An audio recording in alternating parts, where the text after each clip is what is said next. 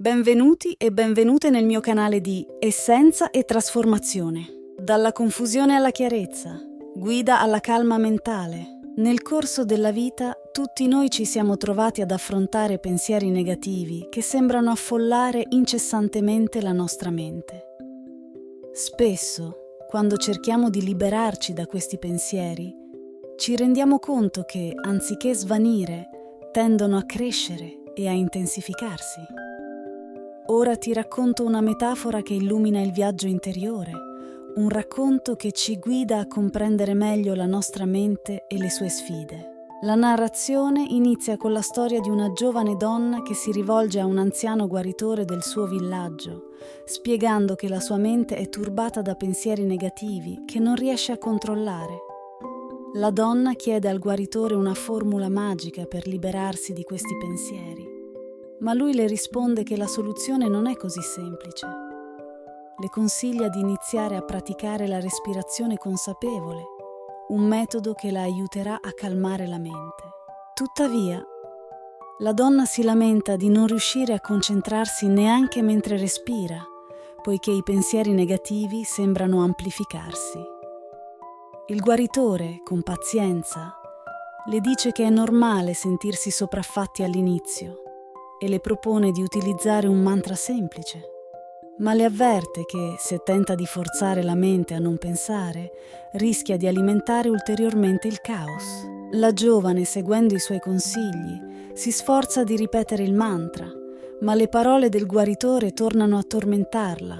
Non pensare a un campo pieno di fiori. Ironia della sorte, ogni volta che chiude gli occhi, immagini di fiori esplodono nella sua mente, rendendo difficile la concentrazione. Disperata, corre di nuovo dal guaritore, lamentandosi di come i fiori stiano affollando ogni suo pensiero. Il guaritore le consiglia di smettere di combattere con la sua mente. Quando lei lo fa, scopre che la sua mente si calma. Questa esperienza le insegna che cercare di reprimere i pensieri li rende più forti, proprio come una molla compressa che salta via quando viene rilasciata. Il video enfatizza che è fondamentale osservare i pensieri senza attaccarsi a essi e accettarli come parte della propria esperienza. Anche se inizialmente la meditazione può sembrare aumentare il tumulto interiore, è in realtà un processo di purificazione. Con la pratica costante possiamo diventare i padroni della nostra mente, imparando a osservare i nostri pensieri senza lasciarci trascinare. 5 tecniche per placare i pensieri negativi. Respirazione consapevole. Dedica qualche minuto a respirare profondamente.